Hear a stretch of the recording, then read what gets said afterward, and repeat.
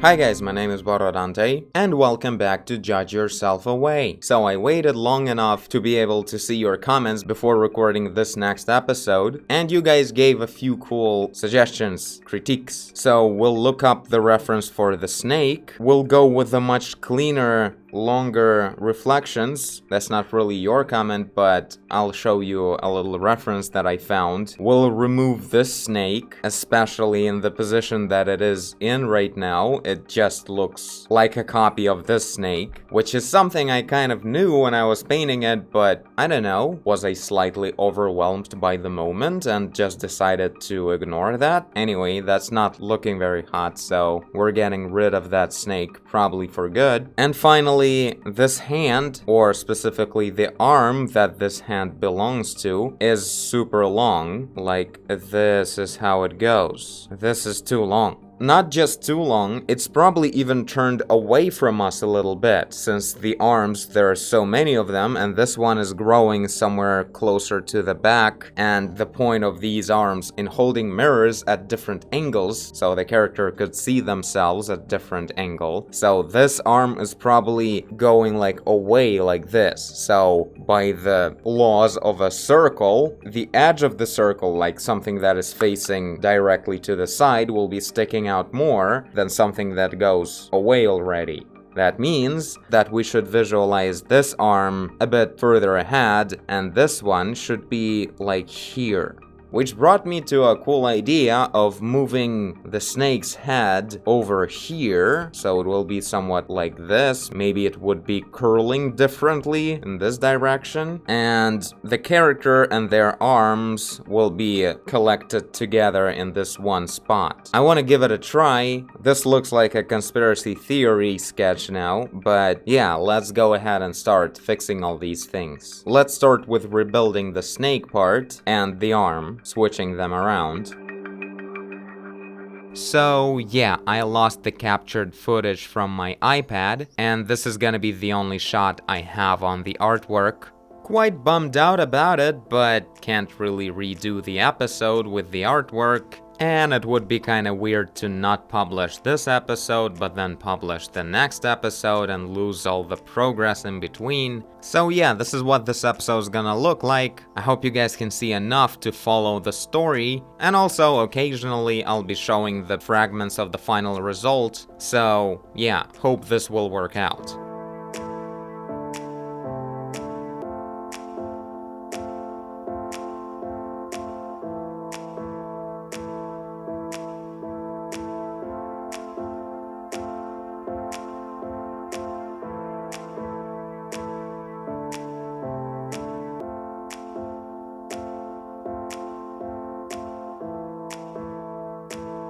Okay, so I'm thinking through the arms right now. I kinda like where I'm getting at, but this is a bit boring, right?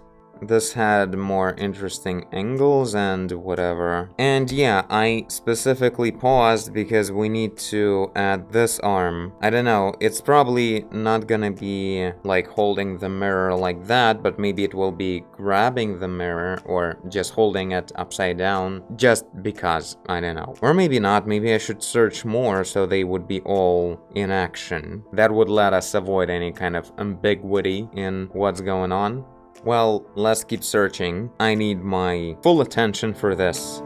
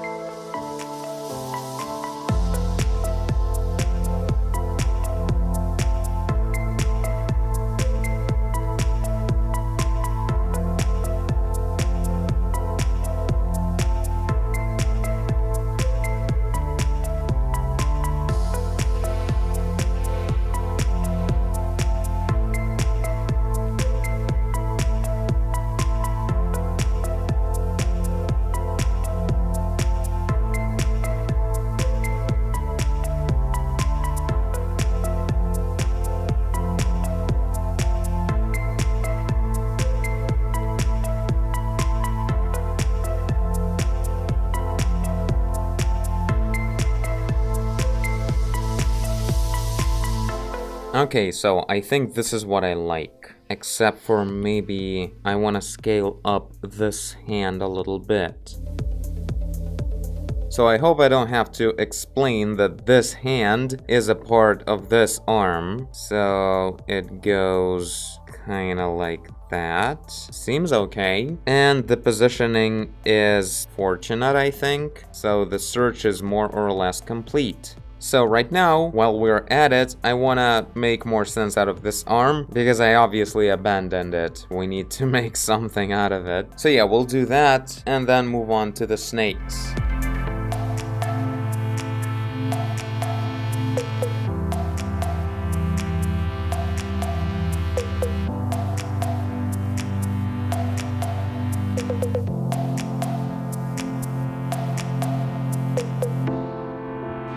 Oh, and by the way, I haven't seen anyone asking that in the comments, but just in case you're wondering, all the mirrors are actually showing the reflection of the face, which is physically incorrect, but not showing the face would be even more wrong, in a sense of just creating a picture about the reflections of the face. Like in the movies, you know, when the character is looking at their own reflection, the camera can see their face, which always means that the actual character, the actor, cannot see their own face, because that's how mirrors work, and literally every mirror is showing the face of the character. It's just like a little trick thingy for storytelling. That's how they always do it, so if you want to show that someone is looking at themselves through the mirror, you show their face's reflection in the mirror, despite the fact that this is physically incorrect. Or geometrically incorrect, I guess. So yeah, even on this one, well, there's nothing special about it, but on this one as well, we're gonna add a reflection of the face. Or of the head, really, it's like the back.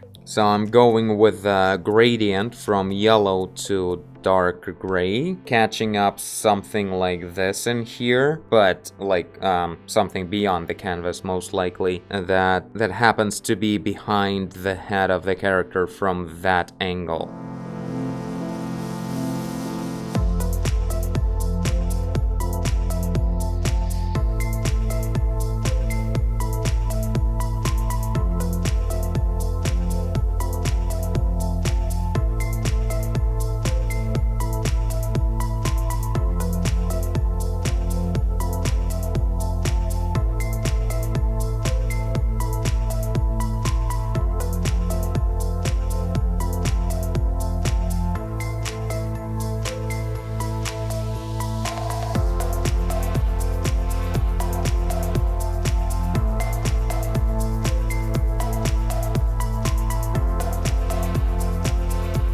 Alright, so I changed a lot of stuff again. Repositioned the arms a little bit more, because this just felt so wrong. I don't know, it's just smushed together in a very unpleasant way. Even though I just said it was sort of fortunate, this is better, like just spreading them around a little bit. Now obviously this area will go for the snake, and maybe it will be curling up this way now. This would be pretty cool, like it was going over there, then it went up, and then like this towards us. Pretty cool shape. Hopefully it won't be too hard to figure out the tangents and the air perspective to fit things well behind the hands right here. Let's at least mark it in for today, because there's not a lot of time left. Arms are hard.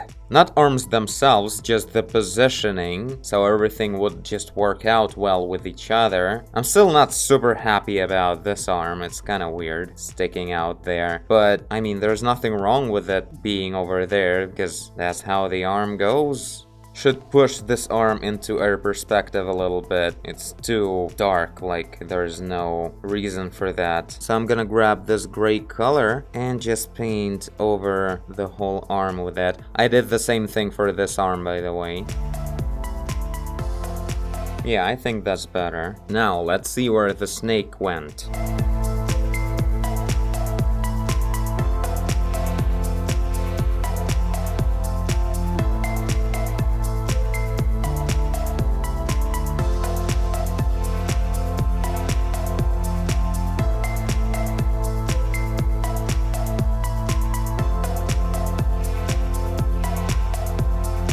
Oh my god. That looks hot. Not hot at all.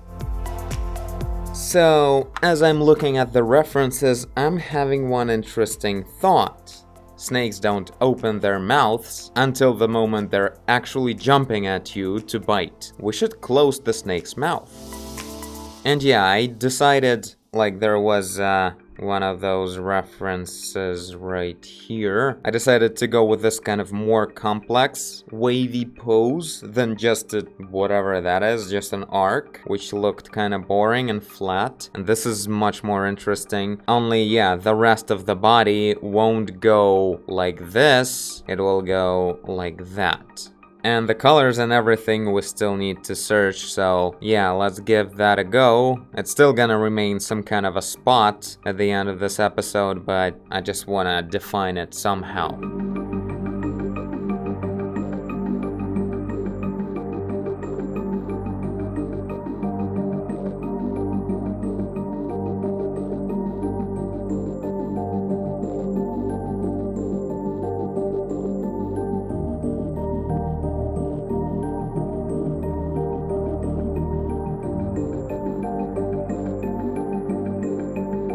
Okay, this is it. This is the new snake. We'll work a bit more on the shape of the body, like the curviness is a bit wonky, but yeah, I think this is so much better than this. I really like how the snake is just further away. It's an ominous danger that is coming soon, unless you get your stuff together, young man. And this is too close, it's like already here. It felt wrong even in that sense. Not to mention having vampire fangs on the snake. Yeah, this is much better. We'll work more on the design of the head as well, while still looking at the references and searching for the best kind of feature that we can find in different snakes. But yeah, overall, I'm much more happy with this look than what it used to be. And the hands make more sense. We can actually see them all correctly. Also, by the way, the design of a sword, I think I'm going more with this new design, like something more smooth and slick like that. We'll change this sword as well, and the rest of them, like here we can also see a sword actually. So they're gonna be more like this one on the left. I think it will be much better because this is again some kind of a generic design of a medieval sword that is not even a real thing as usual. Like this autistic thing I do, like with the snake as well, like I pretty much knew perfectly well that this is far from a good snake design. It looks more like a genital thing, but I just won't look up the reference. Why? Just because I want to keep on sitting here and doing this little thing right now and not switching to research. Why is it so hard sometimes to make yourself do that? Immediately, the moment you do it, everything becomes much better. Because I never painted snakes, I think, right?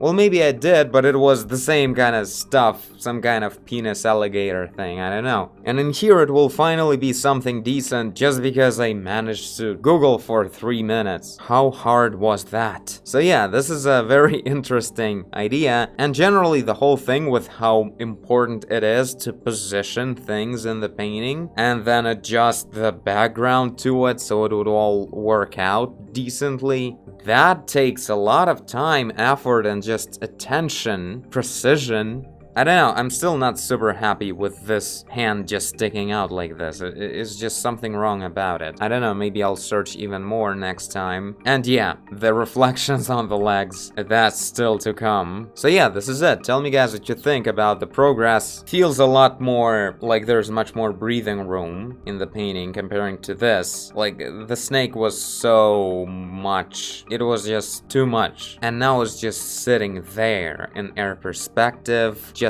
playing with its silhouette and whatever. Good progress, hopefully. You guys tell me if it is. And I thank you for watching if you did. I guess I did if you're here. Leave a like and subscribe. Tell a friend. Look it up. Do whatever you want. And I will see you in the next one. Bye.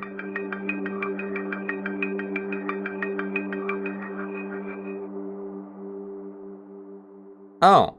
I guess iPad decided that I don't need my recording from the screen. Well, that's great.